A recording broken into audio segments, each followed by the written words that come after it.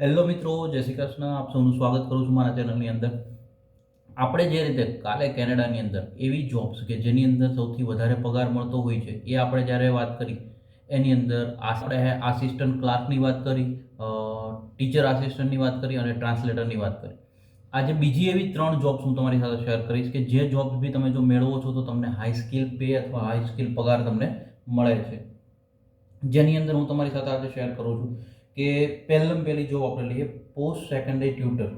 તમે post secondary tutor બી બનો છો તો આના સ્કિલ લેવલ અથવા વેજીસ લેવલ $20 થી $23 પર અવર પ્રમાણે તમને મળી શકે એમ છે. તો આ એક સૌથી સારી જોબ તમે કહી શકો છો. આ સિવાય એક જોબ્સ હોય છે જે ફ્રીલાન્સરની જોબ્સ હોય છે કેનેડાની અંદર, જેની અંદર હું તમને કહું ડિજિટલ માર્કેટિંગ છે, ગ્રાફિક ડિઝાઇનિંગ છે, આ બધી પ્રકારની જોબ્સ હોય છે જે પ્રોજેક્ટ વાઇઝ તમારે અલગ અલગ રીતે એ જોબ્સ તમે કરી શકો છો. આ રીતની જોબ્સ બી કેનેડામાં અવેલેબલ હોય છે. આની અંદર બી તમે $20 થી $25 પર અવરના તમે કમાઈ શકો છો. આ બહુ એક સારી જોબ છે. તો આ જોબ્સ બી તમે એપ્લાય કરી શકો છો અને આ જોબ્સ જો તમે મેળવી લો છો તો તમને બેનિફિટ થાય છે.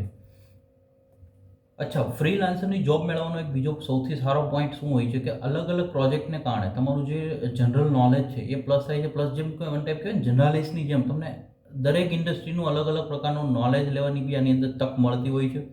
તો એક આ જોબ બી છે કે જેની અંદર હાઈ સ્કેલ પગાર બી તમને મળતો હોય, પૈસા બી કમાવા મળે, તમારી ઇન્કમ વધે, સેવિંગ બી વધે તમારું, અને સાથે સાથે નોલેજ બી વધે જેથી તમે ફ્યુચરની અંદર એ તમને બહુ ઉપયોગી થઈ શકે એમ છે.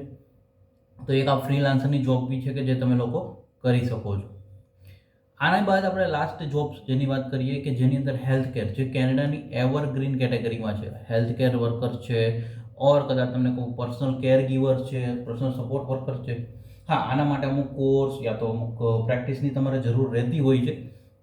બટ તમારે આ જોબ્સ જો તમે કરો છો તો તમને આના બેનિફિટ્સ બી વધારે છે. પ્લસ હું તમને એવા 4 પ્રોવિન્સ કહું જેણે હેલ્થ કેરની જો ડિમાન્ડ જે હમણાં પ્લસ થઈ છે કેનેડામાં, એ પ્રમાણે ઇન્સેન્ટિવ પ્લાન પણ લોન્ચ કર્યા છે. જેની અંદર ફૂલ ટાઈમ જો કોઈ જોબ કરતો હોય તો $500 ઇન્સેન્ટિવ છે. હાફ ટાઈમ એટલે કે પાર્ટ ટાઈમ જોબ કરતું હોય તો $250 મળે છે એમને. આ બધા ઇન્સેન્ટિવ પ્લાન કોને કોને ડિક્લેર કર્યા તો કે Manitoba, Saskatchewan, Newfoundland and Labrador, Prince Edward island.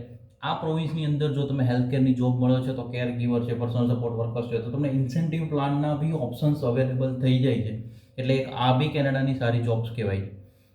હવે અલ્ટિમેટલી હું તમને વાત કરું કે ટોપ 6 જોબ્સની આપણે જે વાત કરીએ, હેલ્થ કેર આવી ગયું, પોસ્ટ સ્ટડી ટ્યુટર આવી ગયું તમારું, ટીચર આસિસ્ટન્ટ આવી ગયું, ફ્રીલાન્સર આવી ગયું, એડમિનિસ્ટ્રેટિવ ક્લાર્ક આવી ગયું તમારું.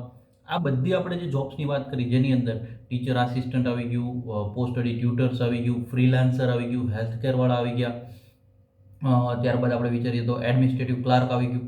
આ બધી જોબ્સની જો આપણે એવરેજ સેલરી બી ગણીએ તો $20 થી $25 પર અવર પ્રમાણે હોય છે. હવે સપ્ટેમ્બરથી જે ન્યૂ રૂલ્સ લાગુ પડશે સ્ટુડન્ટો માટે 24 અવર્સ પર વીક લાગુ પડશે.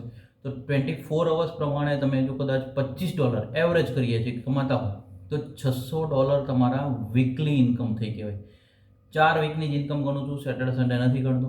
4 વીક તમે ખાલી જોબ કરો છો, જે તમે પાર્ટ ટાઈમ જોબ્સની વાત કરો, તમે ખાલી 4 વીક સાથે જેને મલ્ટીપ્લાય કરો ને તો $2400, $2400 જોબ્સ તમે મેળવી શકો એમ છો. અને એ તમને લોકોને આટલો બેનિફિટ, એટલું સેવિંગ તમે કરી શકો એમ છો. ફર્ક ક્યાં હોય છે? ખાલી ટેન્શન લેવું અથવા નેગેટિવ વાતોને લઈ અને ડરવું એ ના કરશો ને તો તમને ઘણા રસ્તાઓ મળશે. અમે લોકો બી ટ્રાય કરતા હોઈએ છીએ કે મેક્સિમમ લોકો સુધી સારી ઇન્ફોર્મેશન પહોંચતી કરી. તમે બી આ મહેનત કરો, આ જોબ્સ ફાઇન્ડ કરવાની કોશિશ કરો, આટલા વેજીસ તમે કમાઓ જેથી કરીને તમારી ફીસ તમને રિકવર કરવાનો ઓપ્શન્સ મળે, તમને અર્નિંગ ઓપ્શન મળે, કેરિયર સારું બની શકે. જો માહિતી સારી લાગી એક લાઇક કરી દેજો, મેક્સિમમ લોકો સુધી શેર કરવાનું ના ભૂલતા. Spread education, support education. Thank you so much. જય હિન્દ, જય ભારત.